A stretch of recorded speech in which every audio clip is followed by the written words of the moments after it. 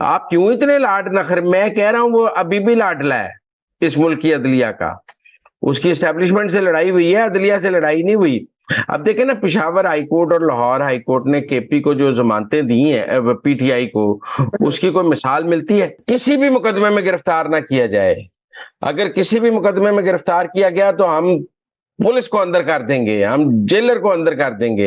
ऐसी जमानतें कभी किसी को दी जाती हैं? ये नवाज शरीफ को एक जमानत 24 तक मिली है ना, यूथियों ने आसमान पर सर उठाया हुआ है। आज पिशावर हाईकोर्ट का वो फैसला सुप्रीम कोर्ट ने कल एकदम करार दिया ना कि ये क्या फैसला है कि साहब को कभी किसी मुकदमे में गिरफ्तार ना किया जाए, वो जो मर्जी करें, उन्हें किसी मुकदमे में गिरफ्तार ना किया जाए। ये कौन सी जमानतें हैं? इनका कानून में कहाँ जिक्र है? कौन सी ये ब्लैंकेट जमानतें ताहयात दे दी जाती हैं कि आप इनको नहीं गिरफ्तार कर सकते, ये मुकद्दस गाय हो गई है, इसको कानून छू नहीं सकता है, ये बंदा जो है ना ये मुकद्दस गाय है, इसको कानून हाथ नहीं लगा सकता। ये कभी अदालतों ने ऐसे किया है? ये सिर्फ तहरीक इंसाफ के लिए होता है। तो मतलब आपने अंदर की बात बताई थी कि केपीके में जो है वो मुफाहमती सियासी फार्मूला मौलाना फजलुर रहमान की जानिब से अपनाया जा रहा है और एक ग्रुप वहां पे बन रहा है, मुफाहमती ग्रुप पीटीआई का। तो अब जो है वहां पे जो जितने भी रहनुमा है, अब उनकी गिरफ्तारियां जो है वो स्टार्ट हो जाएंगी आज से, जो सुप्रीम कोर्ट ने फैसला कलअदम करार दे दिया है पेशावर हाई कोर्ट का। बिल्कुल, ये सब जिनको ये ब्लैंकेट जमानतें हासिल हैं इन्हें गिरफ्तार होना चाहिए। इनको इनके मुकदमात में, ये जो परवेज लाई के मुकदमे, पहली पेशी पे मुकदमा डिस्चार्ज, पहली पेशी में बगैर ट्रायल के मुकदमा डिस्चार्ज, ये सहूलतकारी कभी कहीं आई है? केपी में इसको कभी गिरफ्तार ना किया जाए, इसकी तरफ पुलिस ऊंची नजर से मत देखे, पुलिस इसके सामने नीची नजर से गुजारे। इस किस्म के हुक्म कभी हाई कोर्ट्स ने दिए हैं? जिस तरह के दिए हैं, सिर्फ इन अहकामात को खत्म करने की जरूरत नहीं है। जिन जजेस ने ये अहकामात दिए हैं उनके खिलाफ मिसकॉन्डक्ट की कार्रवाई भी होनी चाहिए कि उन्होंने गैर कानूनी हुक्म दिए हैं। वो एक सियासी जमात की सहूलतकारी कर रहे थे, वो सियासी रहनुमाओं को ब्लैंकेट जमानतें देकर उनकी सियासी सहूलतकारी कर रहे थे। जिन जजों ने भी लाहौर पिशावर में ये जमानतें दी हैं उनके खिलाफ सुप्रीम जुडिशल काउंसिल में रेफरेंस होना चाहिए और उनके खिलाफ प्रोफेशनल मिसकॉन्डक्ट की कार्रवाई होनी चाहिए। पर मुजम्मिल साहब, पेशावर हाईकोर्ट का तो ये फैसला था कि जिन लोगों को जमानत मिल चुकी हुई है उनको पुलिस गिरफ्तार ना करे, जमानत पर जो किसी लोग और हैं। मुकदमे में क्यों ना गिरफ्तार कर सकती है? मतलब आपके ऊपर कोई और एफआईआर है तो आपको क्यों नहीं गिरफ्तार किया जा सकता? आप कानून बना देंगे जिसके ऊपर एक एफआईआर है उसके ऊपर दूसरी एफआईआर नहीं हो सकती। भाई अगर नया कोई मुकदमा है तो उसमें क्यों नहीं गिरफ्तारी हो सकती? आप एक मुकदमे में सारी उम्र की जमानतें इकट्ठी कैसे ले सकते हैं? ठीक हो गया।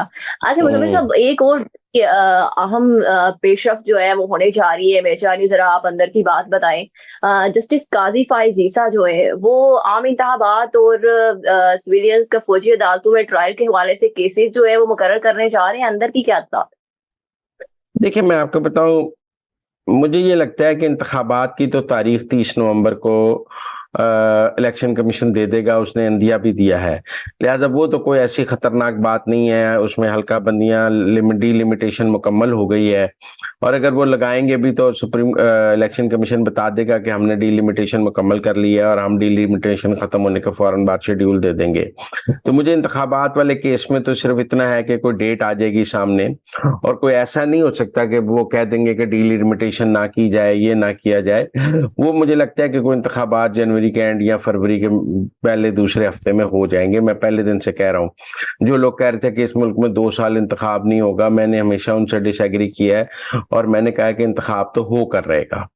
अच्छा, अब दूसरी सूरत हाल ये है कि जो मिलिट्री कोर्ट वाला मामला है, सिविलियन के मिलिट्री ट्रायल का, उसके बारे में काजी फायद ईसा की एक राय है और वो उस बेंच में से उठ भी गए थे ये कह करके पहले प्रैक्टिस एंड प्रोसीजर बिल का फैसला करें फिर मैं मिलिट्री कोर्ट्स के बारे में के बेंच में बैठूंगा। अब प्रैक्टिस एंड प्रोसीजर बिल का फैसला हो गया है, अब काजी फायद ईसा उस बेंच में बैठेंगे और मुझे लगता है कि कोई फैसला ये आ जाएगा कि सिविलियंस का मिलिट्री कोर्ट में ट्रायल ना किया जाए।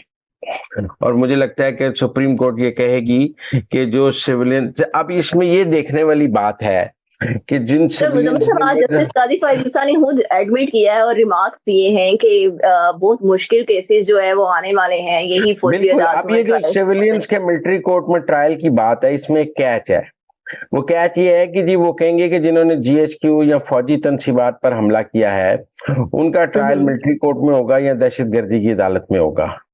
तो फौज का मौकफ है कि जिन्होंने फौजी तनसीबात पर हमला किया है उनका ट्रायल मिलिट्री कोर्ट में होना चाहिए, जैसे हमने कुलभूषण यादव का ट्रायल मिलिट्री कोर्ट में किया। और भी कोई अगर बंदा मुल्क की फौजी तनसीबात पर हमला करते हुए या उसके खिलाफ साजिश करते हुए पकड़ा जाए तो उसका मिलिट्री कोर्ट में ट्रायल होता है। लेकिन क्या हम ये तय करने जा रहे हैं कि आज के बाद जो है हम मिलिट्री कोर्ट से सिविलियंस के मिलिट्री कोर्ट में ट्रायल नहीं होंगे, तो फिर जो कोई फौज के खिलाफ साजिश करेगा, पाकिस्तान के खिलाफ साजिश करेगा तो उसका भी नहीं होगा। ये एक मुश्किल केस होगा काजी फायज ईसा में। लेकिन मेरे ख्याल में इसमें ऐसा हो जाएगा कि जो कोर कमांडर के घर वाला और जीएचक्यू वाला है, कुछ केसेस मिलिट्री कोर्ट में रह जाएंगे और कुछ केसेस के बारे में जैसे अस्करी टावर वाला है और कुछ मुकामात है, रेडियो का पेशावर वाला है और दीगर जो केसेस हैं वो दहशतगर्दी की अदालतों में चले जाएंगे। लेकिन बहरहाल काजी फायद ईसा मिलिट्री कोर्ट्स में सिविलियंस के ट्रायल के खिलाफ रहे हैं और मुझे लगता है कि वो अपनी इस राय पर कायम रहेंगे। अब बेंच क्या बनता है, बेंच के बाकी लोगों की क्या राय है, ये देखने की बात है। Thank you so much Muzammil साहब कि आपने हमें अंदर की खबरों से बाखबर किया। इसके साथ ही मुझे इजाजत दें। अल्लाह हाफिज।